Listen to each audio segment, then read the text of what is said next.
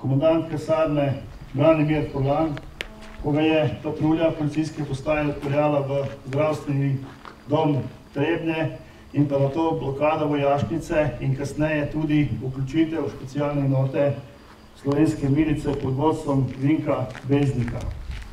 Takrat smo tudi v Nemški vasi prijeli polkovnika Mičeviča iz kasarne Novo mesto, ki je skupaj z vojaškim šoferjem peljal hrano v vojašnico Mokronog in je med kruhom imel skrito minerska sredstva, takrat se spomnim klešče, minerske klešče, kable in pa akumulatorje.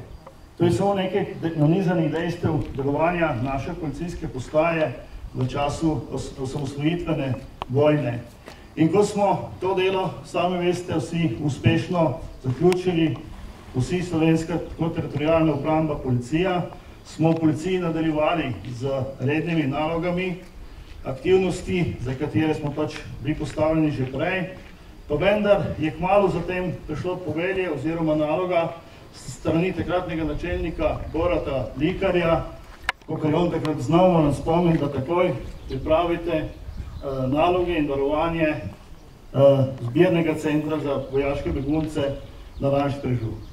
Takrat se spomnim, smo se povezali z vodstvom KPDD, ki so pripravili vso oskrbo v tem centru.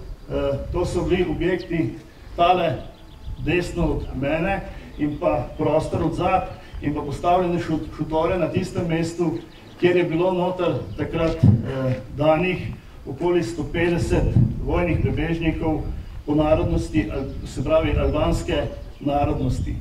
Naša naloga je bila policijske postaje pač varovanje in pa samo delovanje tega centra.